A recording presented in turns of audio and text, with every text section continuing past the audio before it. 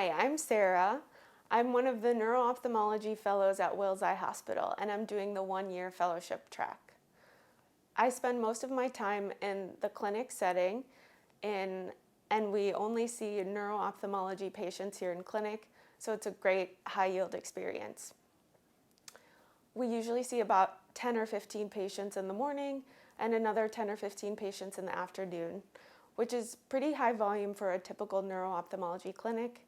So we get to see a lot of exposure to many different things.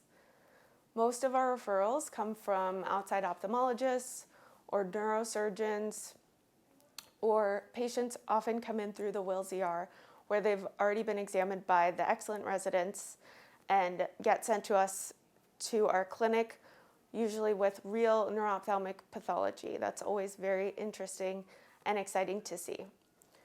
We spend a lot of time working with the residents here. We get calls from them from the ER and help them work up and manage patients there. And we also staff neuro-ophthalmology consult patients with them. And it's great to have that teaching experience and to get to work closely with them. The great thing about the attendings here are that they all have different experiences and backgrounds. We work with Dr. Moster, who always tells us that he was a neurologist in a former life, and he's excellent at going through MRIs with us and showing us how to interpret them. We also work with Dr. Surgat, who has a lot of experience with OCT and always points out things that we don't notice and has a great way of applying OCT to the neuro-ophthalmic setting. Dr. DeBusk is also all around great, very knowledgeable, and very willing to teach and help. For any prospective neuro-ophthalmology fellows who are trying to pick their fellowship, I think Philadelphia is a great place to live. It's very affordable for a big city, and there's a lot of great things to do. I think that the program here is unique because there's so much volume of neuro-ophthalmology patients.